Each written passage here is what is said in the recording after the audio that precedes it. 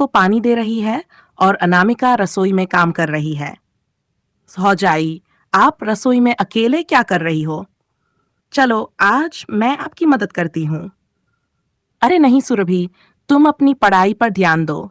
ये काम तो मेरा रोज का है। पढ़ाई तो चलती रहती है, लेकिन आपके साथ समय बिताने का मजा अलग ही है। बताओ क्या बना रही हो? तुम्हारे भैया को आलू की सब्जी पसंद है, वही बना रही हूँ। दोनों हंसने लगती हैं। इसी बीच दादी आ जाती हैं। दादी, अरे सुरभि, भौजाई को तंग मत कर। अनामिका, इसे भी काम सिखा दो। कल जब ससुराल जाएगी तो क्या करेगी? दादी, भौजाई ने मुझे बहुत कुछ सिखाया है, आप चिंता मत करो। शाम का समय, सभी लोग बैठक में बैठे हैं। सुरभि और रमेश किसी बात पर झगड़ रहे हैं। सुरभि, हर बार बहस मत किया करो, तो तुम सही बोलना शुरू करो। क्या हो गया तुम दोनों को? ऐसे लड़ना अच्छी बात नहीं। भौजाई, आप देख रही हो, रमेश हर बार गलत बोलते हैं। भाभी, आप ही इसे समझाओ। रमेश, तुम बड़े हो, तुम्हें थोड़ा समझदारी से काम लेना चाहिए। और सुरभि, तुम्हें भी थोड़ा धैर्य रखना चाहिए। दोनों ही मेरे छोटे भाई बहन हो। मैं चाहती हूँ कि तुम हमेशा प्यार से रहो। सुरभि और रमेश एक दूसरे को देखकर मुस्कुरा देते हैं। रात का समय, सुरभि अनामिका के साथ बैठकर बातें कर रही है। इतना प्यार क्यों करती हो? क्योंकि तुम मेरी छोटी बहन जैसी हो। जब मैं इस घर में आई थी तो तुमने मुझे इतना अपनापन दिया। मेरा फर्ज है कि तुम्हें भी उतना ही स्नेह दूं।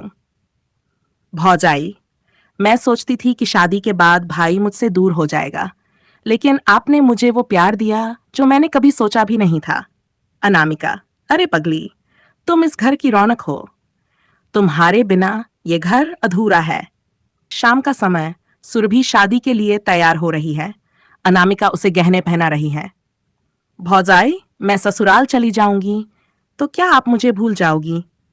तुम कभी दूर हो सकती हो क्या? मेरी दुआएं हमेशा तुम्हारे साथ रहेंगी, और जब भी तुम्हें मेरी जरूरत हो, बस मुझे बुला लेना। भौजाई, मैं आपको बहुत मिस करूंगी। दोनों गले लग जाती हैं। अरे रोना धोना बंद करो।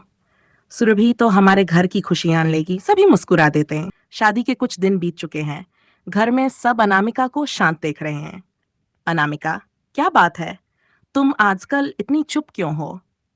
कुछ नहीं दादी, बस घर थोड़ा खाली खाली सा लगता है। सुरभि की हंसी ठिठोली की आदत हो गई थी। और हमारी याद नहीं आती तुम्हें? आप तो हमेशा सामने होते हो, लेकिन सुरभि के बिना घर सूना लगता है। अनामिका फोन उठाती है। आप कैसी हो? सुरभि, कैसी हो बेटा? वहां सब ठीक है? सब ठीक है, लेकिन ससुराल में आपका बनाया खाना बहुत याद आता है।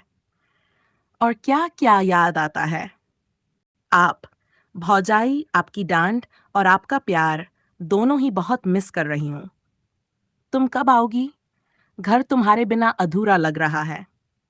अगले महीने राखी पर जरूर आऊंगी। भैया की कलाई सूनी थोड़ी रहने दूंगी। ठीक है, लेकिन जब आओगी तो अपने ससुराल के किस्से सुनाना मत भूलना। पक्का। राखी का दिन, सुरभि घर वापस आती है। अनामिका दरवाजे पर खड़ी है।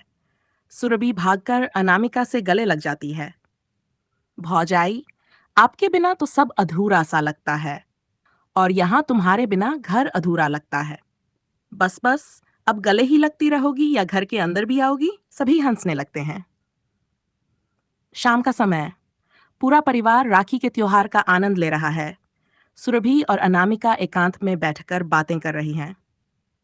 भौजाई, ससुराल में सब अच्छे हैं, लेकिन वहां मुझे आपकी सीख बहुत काम आई। अगर आप नहीं होती तो मैं ससुराल में इतनी जल्दी एडजस्ट नहीं कर पाती। अनामिका, ससुराल में समझदारी और धैर्य से काम लेना पड़ता है, और ये तो मुझे तुम्हारे लिए करना ही था।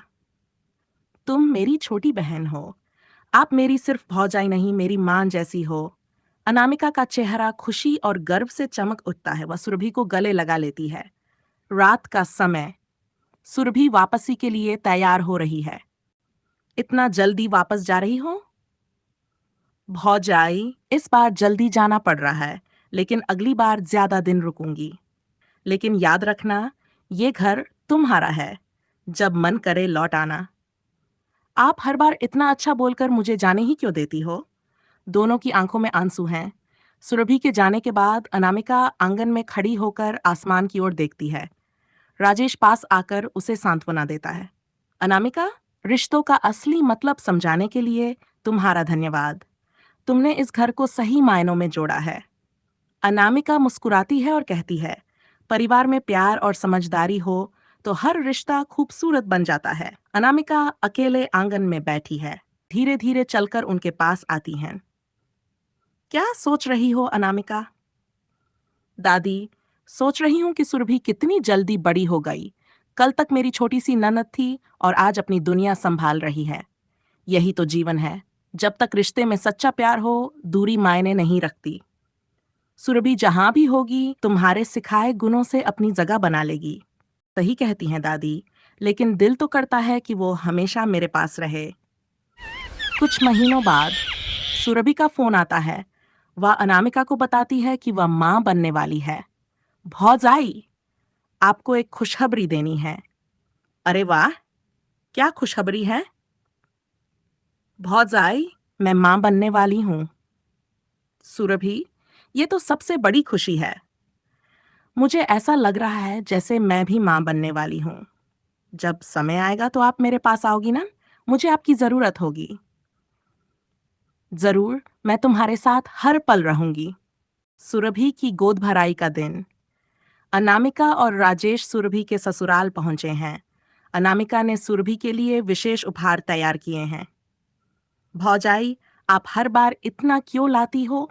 बेटा, ये सब तुम्हारे और तुम्हारे आने वाले बच्चे के लिए है। मां के लिए अपनी बेटी को खुश रखना सबसे बड़ा तोहफा है। भौजाई, आप सच में दुनिया की सबसे अच्छी भाभी हो। सुरभि ने एक प्यारे बेटे को जन्म दिया है। अनामिका अस्पताल में उसके साथ है। सुरभि कमजोर है, लेकिन उसके चेहरे पर खुशी झलक रही है। देखो सुरभि, ये तो बिल्कुल तुम्हारी तरह है और इस पर आपका नाम भी रहेगा। मैं चाहती हूँ कि मेरे बच्चे को भी आपकी सिखाई बातों का आशीर्वाद मिले। अनामिका, आंखों मेरा सौभाग्य होगा। सुरभि और अनामिका एक दूसरे को देखते हुए, सुरभि अब अपने बच्चे के साथ पहली बार मायके आती है। पूरे घर में खुशी का माहौल है।